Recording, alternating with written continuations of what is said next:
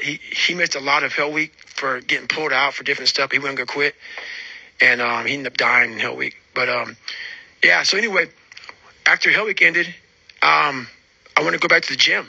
So second phase happened, dive phase. Like I could get back in the gym, start jacking my weight. I love jacking weight, and I realized I couldn't squat. So I went from squatting a lot to where I couldn't even squat the bar because my lower back was all fucked up. And I was like, I don't know what's going on. It was because this muscle. So in Hell Week, your hip flexors are so, and I went through so many of them so fast. And so the hardest part of Buds, I went through 3 times. Not the Hell Week part. Yeah, that's one of the hardest parts, but it was the initial part of what everybody sees on TV. The log PT, the surf torture, the daggone boats over your head, all that shit. I went through that portion 3 times in 1 year. And over a period of time, my hip flexors got so tight that it just jacked me up. It jacked me up from my hip flexors. So always being so cold and so stressed out. And everything led up to it, but this really was the part that I noticed I could squat before Hell Week or before my first time going to Buds. After Buds, I couldn't squat anymore. Do you just think it might just be because your body was exhausted? No, because I for 12 years, so I would go back and tough it out like with Joe Burns. He was squatting, so I said, fuck, I'm gonna squat with Joe Burns. But I just couldn't squat because that muscle was attached to your T12. So what was it doing to you? Is it locking up? It was just pulling. Mm-hmm. So it made my hips feel like I couldn't sink my ass. Oh, okay. I couldn't sink. So it was this incredible pain. And then with the weight pushing me down and then trying to push up, the pain was just too much. So this is all range of motion issues. All range of motion issues, yeah. Wow, that's an important thing. For my friend Cam Haynes, who doesn't stretch, he's another friend of mine who runs ultra races. He ran that Moab 240. He's run the Bigfoot 205. He's run a few of those. Right. I know he's listening. Go stretch, dude. Yeah, support, man. Yeah, well, especially if you're working that hard, right? If you're doing that much. Yeah, you're definitely locking up. He could barely touch his toes. Yeah, that's not a good thing. That's not good, right? No. It comes back to hurt you inside pretty soon. Now, how flexible are you now? Because I would imagine you're probably a fucking ballerina at this point. Because knowing your brain. I'm trying to get there. So I stretch every night for at least 2 hours. There's a thing that people say that it'll always piss me off. Like, because I'm pretty flexible. They say, oh, you're naturally flexible. People have a natural threshold. They're like, no, they don't. Like, a doctor told me that. I go, you don't know what you're talking about. I'm like, you don't know what you're talking about because most people don't push themselves past that pain, that stretch pain. Right. People want to put a title on you, man. It's easier for them. Oh, you're just fucking natural. Exactly. You're natural. Exactly. No, you don't work hard enough, motherfucker. Yeah, people built like chimps aren't usually flexible. Right. You have to force yourself to do that. That's right. And I know it because I had a friend, my friend Tom Radogna. He was a football player, jacked, big, thick dude, terrible flexibility. He was taking Taekwondo with me. Right. And over the course of a couple of years, I saw that dude eventually develop a full split. There you go. And he just did it through his mind. He just was, everybody else was done training. That guy would be on the mat, constantly stretching, always working out. Because he had built his body up so strong from all those years of squatting and lifting that he just, he was all tense. Everything was just like this, super powerful. Right. But all like very tense. That's why I stopped. People are, for whatever reason, and I'm one of those. I drone on too much about yoga. I'm like one of those vegans. It's like you got to do it, man. Right. Just try it. I get annoying, like a born again Christian or something. It's like I'm getting that way now, man. I'm getting that way now. For anybody who does anything hard, like if you do anything like with weightlifting type shit or martial arts type shit where it's just everything's explosion, it's lifting, it's heavy, it's push. Right. Yoga just will balance your shit out. Yeah, it will. Yeah, it will. It really will, man. And there's all these people that resist it. Like there was some article recently that was something along the lines of hot yoga is just trendy nonsense. I read that, and then even in the article, it talked about that there might be some benefits in terms of like the strengthening your arteries, and they didn't even mention heat shock proteins. There's a study going on right now. I believe it's at Harvard. Right. One of my friends was telling me about it, where they're trying to find the benefits of 90-minute hot yoga classes because they think it might mirror the observed benefits of sauna, which they already know for a fact. Has big benefits because of your body producing heat shock proteins to deal with the heat. Right. That's why I put that sauna in here, man. I go in that fucker all the time. Well, no one can tell me it doesn't work. It's big. It's proof positive. It changed my life. It wasn't a medication or this or a drug. It was stretching.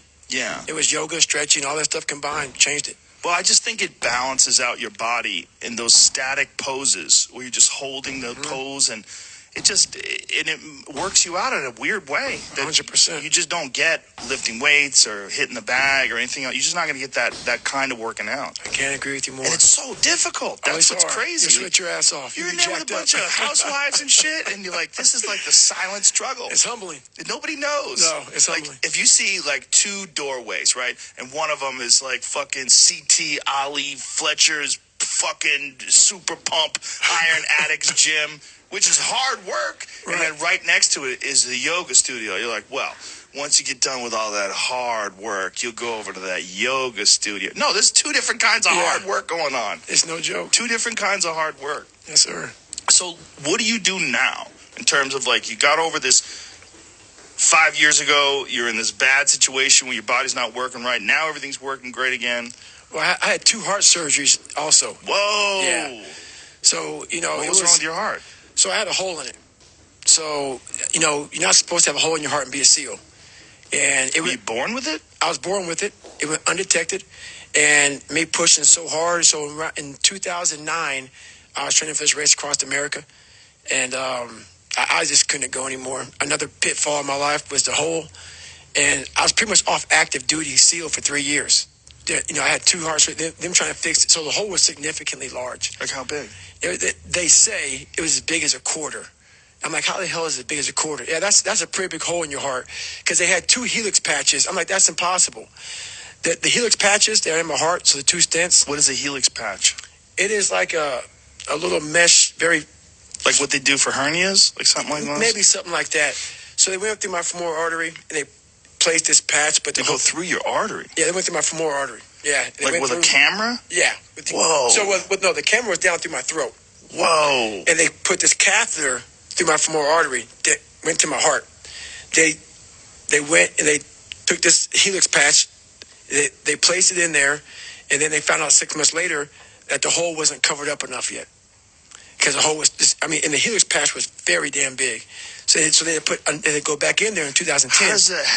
How does the patch adhere to your heart? I guess your heart heals around the patch. So, but how did they stick it in place? I guess they put it where the hole's at. And then it kind of like inflates.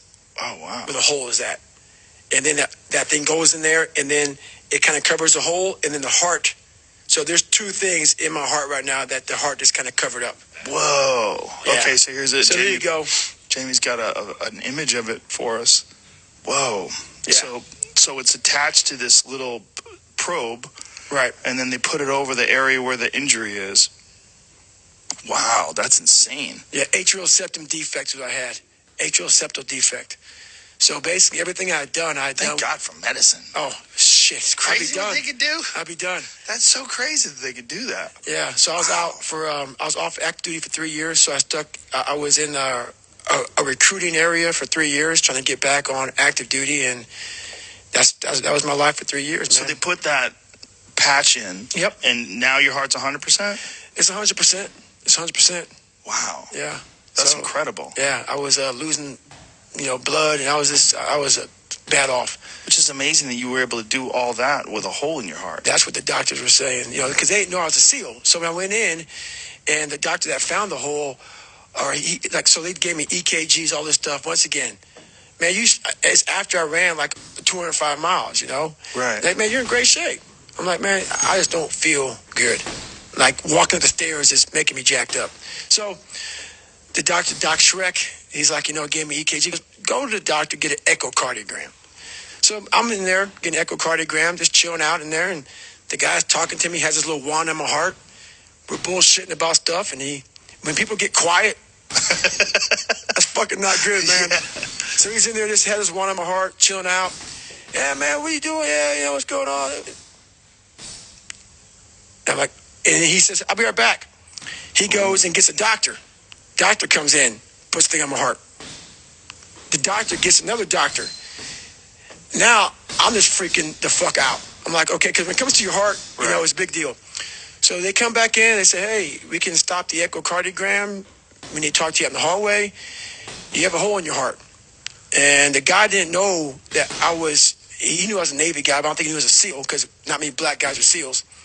and we had a conversation about, we got to fix this real quick. I said, yeah. I mean, then I came up that I was a SEAL.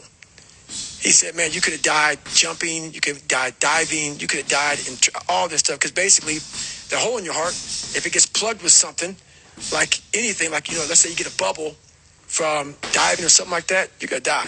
Right. So I call it luck. I call it luck. Wow. So I got through 2 surgeries. They put me back on. I lost. So they give you the first one, Yep. and then when did they realize that it's not good enough? So they take you back in. You got to get a bubble study, a bubble test. So they like literally send bubbles that way, safe bubbles that way, to see if the bubble goes through your heart.